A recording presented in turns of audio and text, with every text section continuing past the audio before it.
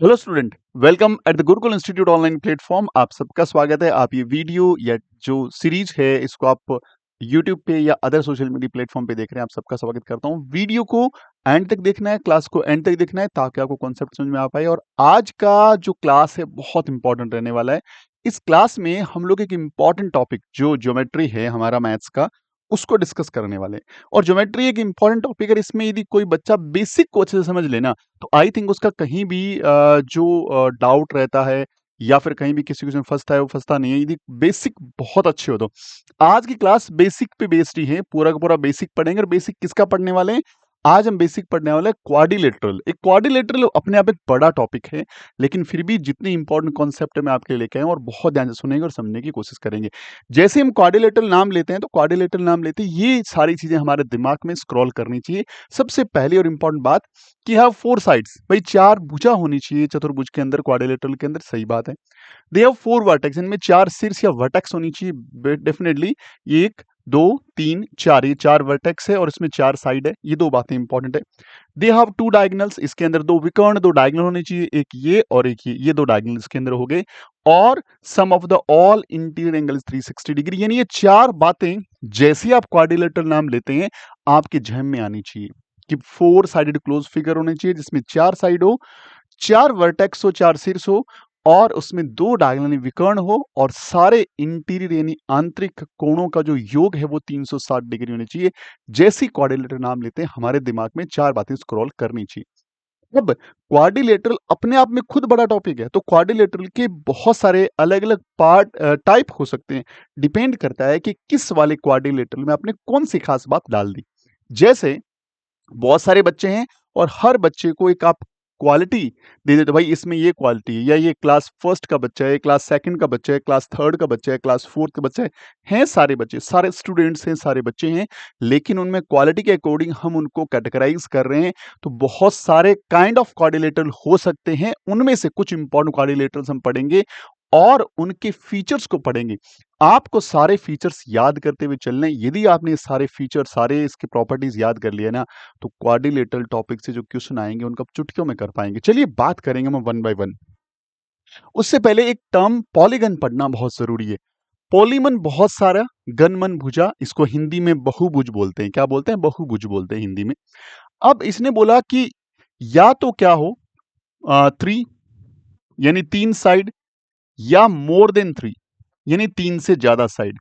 More than three यानी वो सारे फिगर, और कैसे फिगर? Closed figure. कैसे होनी चाहिए? क्लोज्ड, बंद आकृति होनी चाहिए। ऐसे फिगर, क्लोज्ड फिगर, जिनके अंदर थ्री या मोर देन थ्री साइड्स, जिसमें तीन या तीन से ज्यादा भुजा हो, उसको पॉलीगन बोलते हैं, उसको बहुभुज बोलते हैं। ठीक है, बात समझ में आ गई। उसको पॉलीगन बोलते हैं, उसको बहुभुज बोलते हैं, जिसमें थ्री या मोर देन थ्री साइड्स हो। अब यदि ये बात है तो भाई सबसे पहली बात तो तीन साइड से क्लोज फिगर बन सकता है। देखिए दो साइड बनाई तो क्लोज नहीं बना, तीन कम से कम चाहिए होती है। तो इसीलिए इसकी डेफिनेशन में क्या होता है, इसकी परिभाषा में क्या होता है, कम से कम तीन भुजा से बंद आकृति। तीन से ज्यादा कितना ही हो, एटलीस्ट कम से कम तीन भुजा होनी चाहिए, एटलीस्ट थ्री साइड होनी चाहिए। तो ट्राइंगल पहला पॉलीगन होता है। याद रखिएगा, ट्राइंगल क्या होता है? पहला पॉलीगन होता है, क्योंकि इसमें तीन साइड और क्लोज्ड फिगर है। ट्राइंगल के बाद वाले में फोर साइड को हम लोग बोलते हैं क्वाड्रिलेटरल, जिसको हम लोग चतुर्भुज बोलते हैं। अगले वाले को पेंटागन, जिसको पंचभुज। हेक्सागन, जिसको षटभुज बोलते हैं हम लोग। ये रहा षटभुज आ गया। फिर सेप्टागन, जिसको आप सप्तम भुज बोल सकते हैं। ऑक्टागन, अष्टभुज बोल सकते हैं। और नैनो और डेका, 10 वाले को नैनो, 9 वाले को नैनो बोलते हैं, 10 वाले को डेका बोलते हैं। तो ये इनके अलग अलग नाम हो सकते हैं।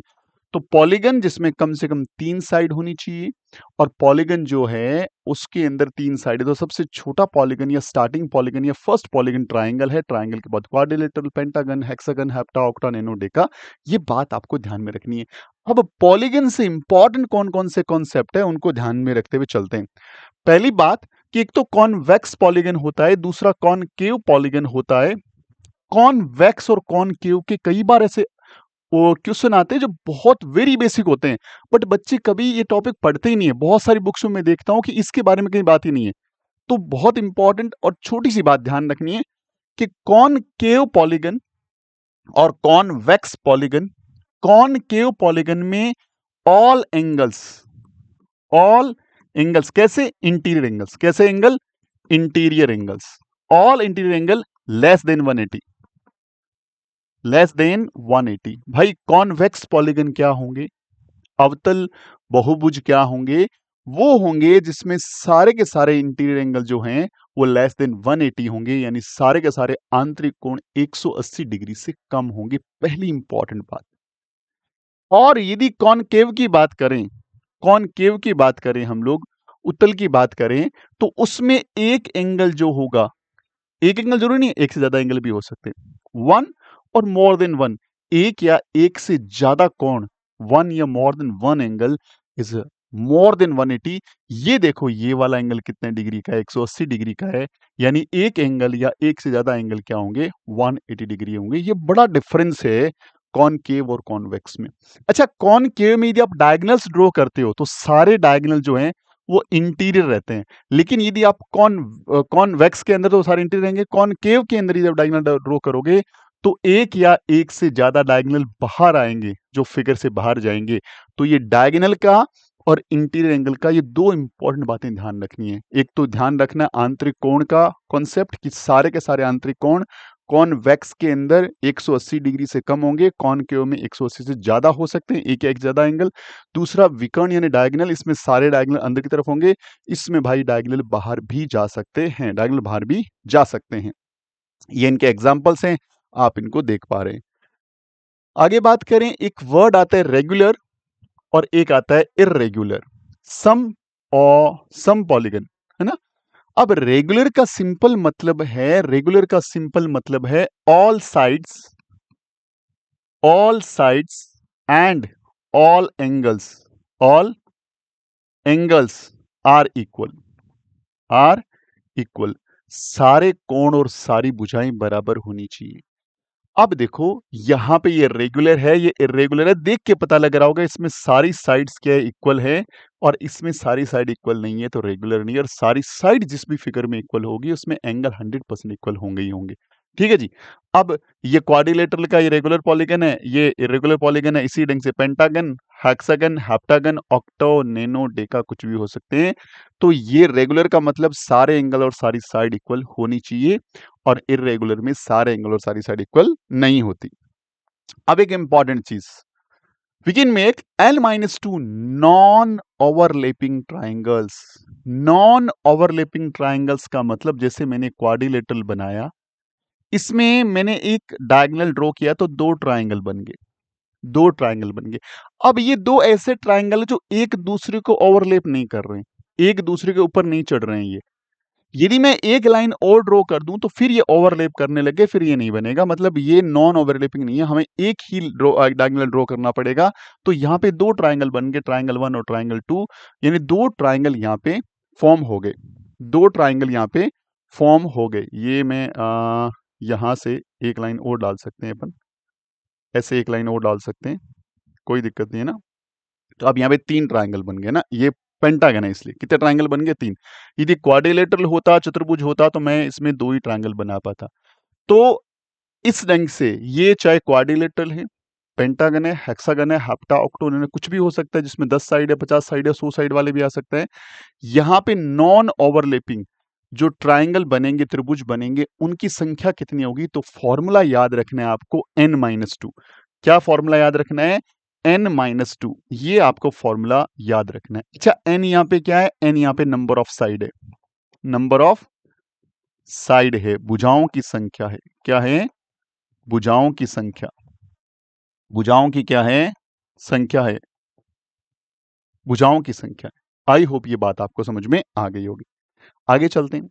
Number of diagonals, number of diagonals यानी एक चतुर्भुज के अंदर कितने डायगोनल ड्रॉ किए जा सकते हैं। चतुर्भुज है, इसमें देखो मैंने एक लाइन डाली, दो लाइन डाली, इसमें दो डायगोनल डल गए, इसके अलावा डायगोनल नहीं डल सकते। यदि पेंटागन बना दूं मैं, मान लीजिए एक पेंटागन बना दूं मैं, तो उसमें देखो एक डायगोनल, ये दो डायगोनल, फिर देखो तीन डायगोनल, फिर देखो ये चार डायगोनल, फिर ये देखो पांच डायगोनल। अब इससे ज्यादा डायगोनल नहीं बनेंगे, और डायगोनल नहीं बन रहे। तो मतलब जिसमें भी जितनी भुजाएं हैं, जितने साइड्स हैं, उसमें नंबर ऑफ डायगोनल एक्स्ट्रा बढ़ते रहेंगे।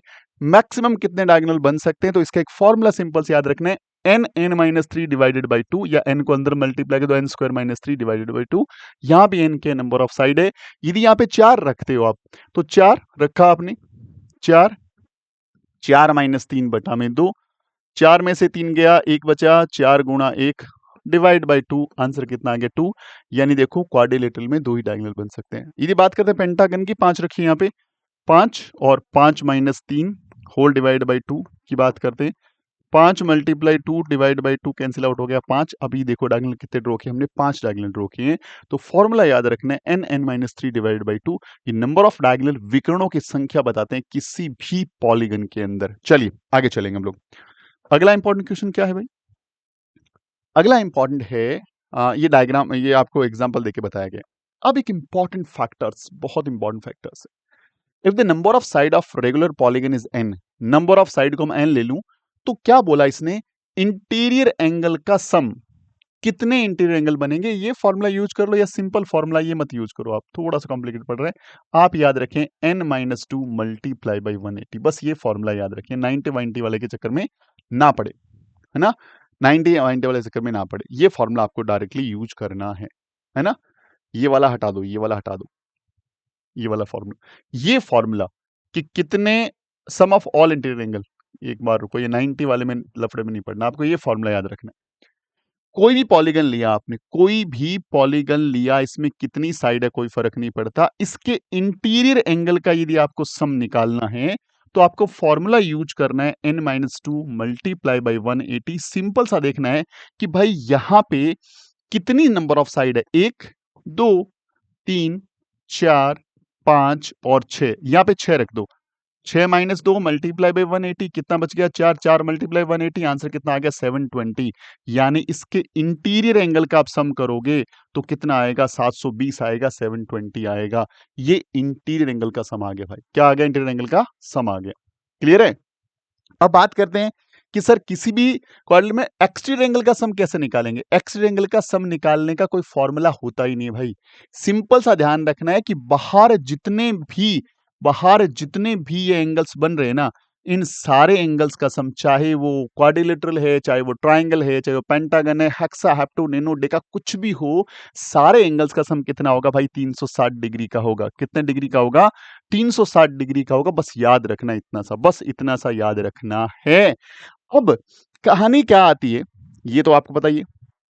कहानी ये आती है कि यदि रेगुलर वाला कॉन्सेप्ट आ जाए, क्या आ जाए, रेगुलर हो, क्या हो, रेगुलर पॉलीगन हो, तब वो पूछ सकता है ईच इंटीरियर एंगल। क्या पूछ लें, each interior angle, each interior angle, each interior angle. तो फॉर्मूला आपको n minus two multiply by 180 whole divided by n, ये फॉर्मूला भाई यूज करना है।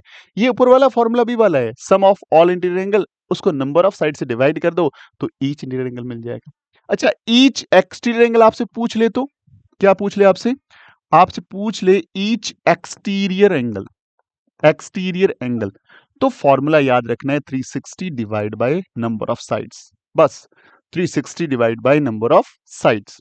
अच्छा, यहां पे हम n क्या ले रहे हैं, n ले रहे हैं नंबर ऑफ साइड, n कह लें भुजाओं की संख्या, क्या ले रहे हैं हम लोग, number of side, number of side. तो एक बात यहां पे कंफर्म कर लेना, नंबर ऑफ साइड या भुजाओं की संख्या कभी पॉइंटों में नहीं आ सकती।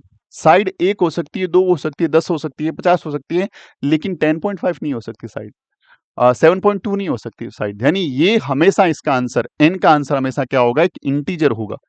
क्या होगा, एक इंटीजर होगा, एक पूर्णांक होगा। क्या होगा, एक पूर्णांक होगा, एक इंटीजर होगा। ये बात कंफर्म आप ध्यान रखें, 100% आप अपने दिमाग में रखें और ध्यान रखें प्रॉपर ढंग से। तो ये बात आपको समझ में आ गई होगी। आगे चलते हैं भाई। अब यहां पे ये देखो, ये सारे टाइप, स्क्वायर ऐसा होता है जिसकी सारी साइड इक्वल होती है, rectangle opposite side equal and parallel होती है, ये पैरेललोग्राम अपोजिट पैरेलल होती है, ट्रेपेजियम, रोम्बस, काइट, इन सब के बारे में पढ़ेंगे। और ये डायग्राम मैं आपको थोड़ा सा रुक के कराऊंगा, पहले अलग अलग बताता हूं, उसके बाद इस डायग्राम की इंपॉर्टेंस आपको समझाता हूं कि ये डायग्राम से भाई सब कुछ चीजें आपके पास हो जाती है। कैसे, सबसे पहले आ जाओ ट्रेपेजियम के पास। ट्रेपेजियम देखो, पहली बात ट्रेपीजियम, इसको हिंदी में बोलते हैं समलम चतुर्भुज। क्या बोलते हैं? समलम चतुर्भुज। समलम चतुर्भुज। अब भाई ये क्या होता है? पहली बात तो ये समझ लो कि ये क्वाड्रिलेटरल होता है, एक चतुर्भुज तो होता है। अब किसी क्वाड्रिलेटरल में, किसी चतुर्भुज में आपने क्वालिटी ऐड कर दी बढ़िया सी, और क्वालिटी कौन सी वाली ऐड कर दी कि भाई इसमें one pair of side is parallel, भुजाओं का एक जोड़ा समानांतर कर दिया। आपने क्या किया? इस साइड को इसके पैरेलल कर दिया। जैसे बस एक ही क्वालिटी चाहिए, भुजाओं का एक पेयर, जो साइड्स का एक पेयर है, भुजाओं का एक जोड़ा है, वो पैरेलल होना चाहिए, समांतर होना चाहिए। यदि वो पैरेलल है तो ये क्या हो जाएगा? एक ट्रेपीजियम हो जाएगा, समलम चतुर्भुज हो जाएगा। ट्रेपीजियम हो जाएगा, समलम चतुर्भुज हो जाएगा। क्लियर है पहली बात तो। अगली इंपॉर्टेंट चीज कि सर इसके अलावा ये समलम चतुर्भुज है, ये ट्रेपीजियम है, ये एक आइसोसेलेस ट्रेपीजियम है। ट्रेपीजियम के अंदर ये एक क्वालिटी और का ऐड कर दो, ये इसी का पार्ट है वैसे तो, कि ये जो नॉन पैरेलल साइड्स हैं, जो समांतर नहीं है भुजाएं, उनको इक्वल कर दो, उनको बराबर कर दो। यदि वो दोनों बराबर हैं तो ये हो जाएगा आइसोसेलेस ट्रेपीजियम, यानी सम द्विबाहु समलम चतुर्भुज। इसकी दो भुजाएं बराबर है, आइसोसेलेस ट्रेपीजियम। तो याद रखना ये भी ट्रेपीजियम है, ये भी ट्रेपीजियम है, और ट्रेपीजियम होने के लिए एक ही बात चाहिए, भुजाओं का एक पेयर पैरेलल होना चाहिए, बात खत्म। क्लियर? आगे चलते हैं। अब ट्रेपीजियम से मिलती जुलती कुछ बातें हैं जिनको हम लोग आगे स्टडी करने वाले हैं। पहली इंपॉर्टेंट बात क्या है कि यदि मैं इनके मिड पॉइंट्स को मिला दूं, इनके मध्य बिंदु को मिला दूं, तो मिड पॉइंट को मिलाने से एक साइड मुझे मिली ए बी। ए बी का लेंथ याद रखिए, ये मिड पॉइंट्स हैं, मिड पॉइंट्स हैं, तो ए बी का जो लेंथ होगा वो हाफ किसके? इस नीचे वाली साइड जिसका नाम यहाँ पे जी एच है, और ऊपर वाली साइड जिसका नाम ई एफ है, इन दोनों को जोड़ करके दो का भाग लगा दो, तो भाई ये वाली साइड आपको मिल जाएगी। इंपॉर्टेंट कॉन्सेप्ट है, जरूर से याद रखिएगा। और यदि किसी ट्रेपेजियम में, यदि किसी ट्रेपेजियम में मैं डायगोनल्स ऐसे डाल दूं, डायगोनल्स डाल दूं, इसका नाम ए बी सी और डी दे दूं, और यहां पे ओ दे दूं, तो यहां पे ये रिलेशन 100% याद रखें, AO upon OC is equal to BO upon DO। ये रिलेशन जरूर से याद रखिएगा, बहुत इंपॉर्टेंट है, क्योंकि इस पे डायरेक्ट बेस्ड क्वेश्चन आते हैं। ट्रेपेजियम दे देगा, इन चार में से कोई तीन चीज दे देगा, फोर्थ वाली पूछ लेगा, या कोई दो पूछ लेगा, दो वेरिएबल के साथ, तो चीजें बहुत इंपॉर्टेंट है। कॉन्सेप्ट को जरूर से याद रखिएगा, भूलना नहीं है आपको। अगला एक इंपॉर्टेंट, और इंपॉर्टेंट नहीं है, ये वेरी इंपॉर्टेंट बात है, वेरी इंपॉर्टेंट बात है, पैरेललोग्राम। हिंदी में इसको बोलते हैं समांतर चतुर्भुज। क्या बोलते हैं? समांतर चतुर्भुज। भाई होता क्या है? भाई देखो होता क्या है, अभी हमने क्वाड्रिलेटरल में एक क्वालिटी ऐड करी थी कि जो one pair of side parallel किया था, भुजाओं का एक जोड़ा समांतर किया था। यदि मैं दो पेयर को पैरेलल कर दूं, तो मैं इसको तो पैरेलल कर ही रहा हूं, मैं साथ साथ में इसको भी पैरेलल कर दूं, तो यानी पैरेललोग्राम, यानी समांतर चतुर्भुज होता क्या है? भुजाओं के दोनों जोड़े, both pair of sides are parallel, समांतर होते हैं। इंपॉर्टेंट बात, आपने क्वाड्रिलेटर लिया, एक क्वाड्रिलेटर लिया, और क्वाड्रिलेटर इस ढंग से डिजाइन किया कि ये इसके पैरेलल हो और ये इसके पैरेलल हो, तो बन गया भैया ये पैरेललोग्राम, तो बन गया ये पैरेललोग्राम। पैरेललोग्राम में क्या क्वालिटी होती है? The opposite side of parallelogram are equal, same length. Parallelogram की अपोजिट साइड, यानी ये साइड इसके इक्वल होगी और ये साइड हमेशा इसके इक्वल होगी। Opposite side of parallelogram are equal. अगला, opposite sides are parallel, opposite side parallel होगी, ये इसके पैरेलल और ये इसके पैरेलल। इंपॉर्टेंट बात, आमने सामने की भुजाएं बराबर, आमने सामने की भुजाएं समानांतर। आगे, the diagonals of a parallelogram bisect each other, यानी इसके जो डायगोनल्स होते हैं वो एक दूसरे को बाइसेक्ट करते हैं, समद्विभाजन करते हैं, दोनों एक दूसरे को काटते हैं, कट करते हैं। बहुत इंपॉर्टेंट बात याद रखना, इस पे बेस्ड क्वेश्चन आते हैं थ्योरी के, या फिर कोई वैल्यू के साथ क्वेश्चन भी आ सकते हैं। अपोजिट एंगल्स आर इक्वल, इसमें अपोजिट एंगल आर का इक्वल कौन है? क्यू, और टी का इक्वल कौन है? पी। ये आपस में इक्वल होते हैं। The sum of two adjacent parallelograms equal angles is 180, यानी एडजासेंट का मतलब यदि ये एक पैरेललोग्राम है, that name is ABCD. Adjacent का मतलब पड़ोसी, पास पास वाले। ए और बी इन दोनों एंगल को जोड़ोगे, ए और बी दोनों एंगल को जोड़ोगे तो भी आंसर 180 आएगा। बी और सी को जोड़ोगे तो ये आंसर 180 आएगा। सी और डी को जोड़ोगे तो आंसर 180 आएगा। डी और ए को जोड़ोगे तो भी आंसर 180 आएगा। यानी पास पास वाले कोणों का जोड़ हमेशा 180 डिग्री आता है। बहुत इंपॉर्टेंट बात है भाई, जैसी पैरेललोग्राम पढ़ते हो ना, ये इतनी बातें आपके दिमाग में प्रिंट ही होनी चाहिए, चाहे इसको आपको 100 बार लिखना पड़े। कॉपी में लिखो, पढ़ो और उसको लर्न कर दो। यदि इस ढंग से करते हो ना तो चीजें धीरे धीरे धीरे बहुत अच्छी हो जाएगी, बहुत शानदार हो जाएगी। अगला है भाई रेक्टेंगल। रेक्टेंगल एक पैरेललोग्राम होता है। मैं बोल रहा हूं रेक्टेंगल एक पैरेललोग्राम होता है, यानी आयत, हिंदी में बोलते हैं इसको आयत। आयत एक समांतर चतुर्भुज होता है। हाँ, क्योंकि पैरेललोग्राम के पास जितनी भी क्वालिटी हमने पढ़ी है ना, वो सारी की सारी क्वालिटी रेक्टेंगल के पास होती है। दिमाग में रखो, इस बात को याद रखो कि रेक्टेंगल के पास पैरेललोग्राम की सारी क्वालिटी होती है। अब इसके अलावा एक्स्ट्रा क्या होता है? वैसे रेक्टेंगल की डेफिनेशन यदि परिभाषा बोली जाए तो a parallelogram with one corner angle is a 90 degree. एक समांतर चतुर्भुज जिसके एक कोने का कोण 90 डिग्री का हो, ये परिभाषा होती है रेक्टेंगल की, जो किसी ना किसी बुक में जरूर मेंशन होगी। आपने हो सकता नहीं पढ़ी होगी, कोई बात नहीं, याद रखिएगा। तो रेक्टेंगल में पैरेललोग्राम वाली सारी बातें याद रखनी है, क्योंकि सारी की सारी क्वालिटी पैरेललोग्राम के अंदर होती है, रेक्टेंगल के अंदर होती है पैरेललोग्राम वाली। यानी समांतर चतुर्भुज की सारी क्वालिटी आयत में होती है, तो आयत यानी रेक्टेंगल एक पैरेललोग्राम होता है बच्चा। अब देखो, opposite sides of a rectangles are equal. इसमें अपोजिट साइड इक्वल होती है, ये इसके इक्वल, इसके इक्वल। ये तो पैरेललोग्राम के पास भी थी। Opposite sides are parallel to each other, ये भी पैरेललोग्राम में थी। All interior angles of rectangle are 90 degree, ये उसके पास नहीं था। पैरेललोग्राम के सारे एंगल, सारे कॉर्नर एंगल 90 डिग्री नहीं होते, लेकिन इसमें सारे के सारे कॉर्नर एंगल 90 डिग्री होते हैं। ये बहुत इंपॉर्टेंट बात है, ये बेसिक डिफरेंस है बिटवीन पैरेललोग्राम एंड रेक्टेंगल, समांतर चतुर्भुज और आयत के अंदर। इसके अलावा diagonals of a rectangle are bisect each other.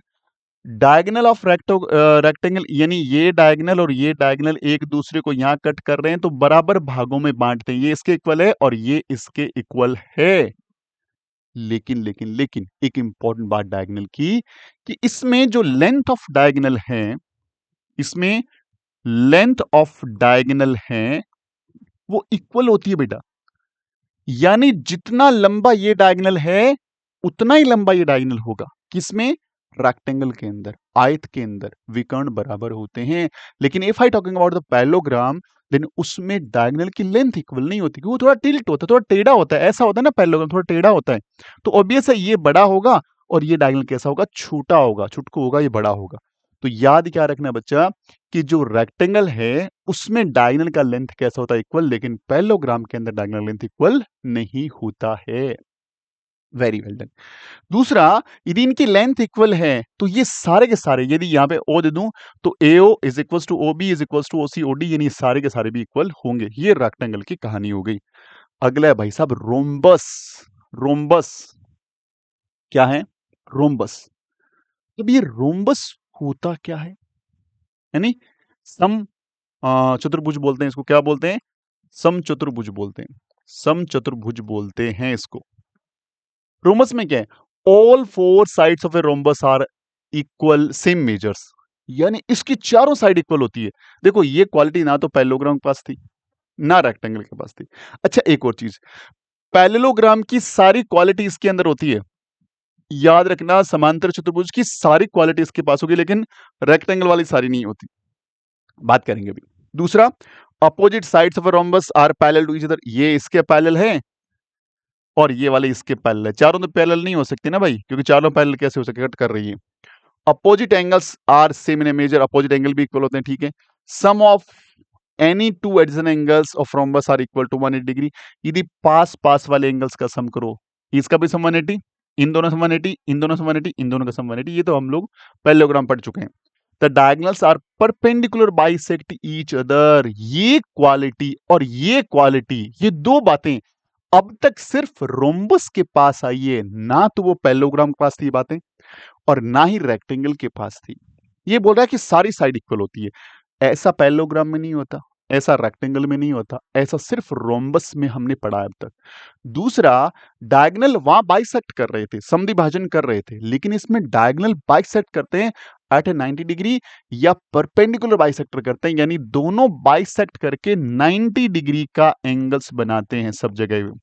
ये क्वालिटी सिर्फ और सिर्फ रोम्बस के अंदर होती है। ऐसी क्वालिटी सिर्फ और सिर्फ समचतुर्भुज के अंदर होती है भाई। किस में होती है? रोम्बस में होती है, समचतुर्भुज में होती है। क्लियर है? Very well done. चलो, बहुत बढ़िया। अगला है स्क्वायर। स्क्वायर के लिए पहले इतनी बात याद रखो, अब तक जितना पढ़ा, क्वाड्रिलेटरल, ट्रेपेजियम, पैरेललोग्राम, रेक्टेंगल या आपका रोम्बस, सारी क्वालिटी इस भाई साहब के पास होती है। सारी क्वालिटी, इसका मतलब इन भाई साहब को, इस स्क्वायर को आप क्वाड्रिलेटरल बोल सकते हो, ट्रेपेजियम बोल सकते हो, रेक्टेंगल बोल सकते हो, पैरेललोग्राम बोल सकते हो या रोम्बस बोल सकते हो, कुछ भी बोल सकते हो इसको। अब तक जितना पढ़ा है, कुछ बातें इंपॉर्टेंट, ऑल साइड्स इक्वल होती है, अपोजिट पैरेलल होती है, ऑल इंटीरियर एंगल जो 90 डिग्री के होते हैं, और diagonal of squares are perpendicular bisector each other. यानी सारी क्वालिटी जो अब तक पढ़ी हमने, सारी मिक्स होगी। रोम्बस किस में आ गई, रेक्टेंगल किस में आ गई, पैरेललोग्राम में, ट्रेपेजियम में, सब क्वालिटी इसके पास है भाई साहब पहले से। अगला है काइट। काइट थोड़ा अलग ढंग का फिगर है, ये इसकी कैटेगरी थोड़ी सी अलग ढंग की सी है। Pair of the adjacent sides of a kites are same length, यानी ये पेयर, ये इसके इक्वल तो ये इसके इक्वल, ऐसे ये quality different kind of quality है। यानी ये दोनों साइड इसके इक्वल है तो ये दोनों साइड इक्वल है, ये किसी में नहीं थी, ये डिफरेंट है। अगली, the largest diagonal of A kite bisect the smallest diagonal. ये बड़े वाला जो डायगोनल है वो छोटे वाले को बाइसेक्ट करता है। ये लार्जेस्ट डायगोनल क्या लिखा, the largest diagonal of A kite bisect the small diagonal, यानी ये जो डायगोनल है, ये बड़े वाला डायगोनल जो है, इसको दो इक्वल पार्ट्स में डिवाइड करता है। Only one pair of opposite angles are same measure, यानी सिर्फ ये एंगल और ये एंगल इक्वल होंगे, इन दोनों के इक्वल होने की जिम्मेदारी नहीं है, इनका मेजरमेंट थोड़ा आगे पीछे भी हो सकता है काइट के अंदर। तो काइट के लिए इंपॉर्टेंट बातें, बहुत इंपॉर्टेंट है, सारी बातें याद रखना। जनरली हम लोग इसको नेग्लेक्ट कर देते हैं और हम इसको नहीं पढ़ते भाई। अभी तक हम पढ़ रहे थे, अब वापस आते, जो मैंने चीजें आपको स्किप कर दी थी, एक क्या स्किप कर दिया था मैंने, ये वाला डायग्राम स्किप मार दिया था मैंने, आपका ये वाला डायग्राम स्किप मारा था, और ये मैंने इसलिए मारा था कि अब इसको पढ़ते हैं मजा आएगा। कैसे? देखो, सबसे ऊपर है क्वाड्रिलेटरल। इसने क्वाड्रिलेटरल को पहले तीन पार्ट्स में, पहला पार्ट बोला पैरेललोग्राम, इधर बोला ट्रेपेजियम, इन दोनों में बांट दिया इसमें। मैं थोड़ा सा इसको और अच्छे से बनाऊं तो मैं ये बोल सकता हूं कि भाई, पहले क्वाड्रिलेटरल, क्वाड्रिलेटरल के नीचे पैरेललोग्राम, पैरेललोग्राम के नीचे रेक्टेंगल और रोम्बस, रोम्बस के नीचे स्क्वायर। इसका मतलब ये हुआ कि कोई भी क्वाड्रिलेटरल है, इसमें यदि अपोजिट साइड्स को पैरेलल कर दें तो वो पैरेललोग्राम बन जाता है। उसके बाद यदि अपोजिट साइड को इक्वल पैरेलल कर दे, सारे कॉर्नर 90 डिग्री, तो रेक्टेंगल बन जाता है। और यदि डायगोनल एक दूसरे को 90 डिग्री पे काटे, सारी साइड इक्वल करके रोम्बस बन जाता है। और इन सब की क्वालिटी डाल दें तो स्क्वायर बन जाता है। काइट अलग तरह की क्वालिटीज जो रखता है, और काइट वाली सारी क्वालिटी रोम्बस के अंदर होती है। और रेक्टेंगल, सॉरी, ट्रेपेजियम के अंदर बोलते हैं, या इसे ट्रेपेजोइड भी बोल सकते हैं कई बार, कोई टेंशन नहीं है। और ये वाली बात हम लोग पढ़ चुके हैं। यानी इस डायग्राम से ये समझना है कि जब ऊपर से नीचे आते हैं, यानी क्वाड्रिलेटरल को क्या पैरेललोग्राम बोल सकते हैं? नहीं। क्या पैरेललोग्राम क्वाड्रिलेटरल बोल सकते हैं? यस। क्या मैं पैरेललोग्राम को रोम्बस बोल सकता हूं? नो। क्या रोम्बस को पैरेललोग्राम बोल सकता हूं? यस। क्या पैरेललोग्राम को रेक्टेंगल बोल सकता हूं? नो। क्या रेक्टेंगल को पैरेललोग्राम बोल सकता हूं? यस। क्या मैं रेक्टेंगल को क्वाड्रिलेटरल बोल सकता हूं? यस। क्या स्क्वायर को मैं रोम्बस बोल सकता हूं? यस। क्या स्क्वायर को रेक्टेंगल बोल सकता हूं? यस। क्या स्क्वायर को पैरेललोग्राम बोल सकता हूं? यस। क्या स्क्वायर को क्वाड्रिलेटरल बोल सकता हूं? यस। यानी नीचे वाले जैसे नीचे जाएंगे, उनके पास ऊपर वाले सारी क्वालिटीज होती है, लेकिन ऊपर वालों के पास नीचे वालों की क्वालिटी नहीं होती।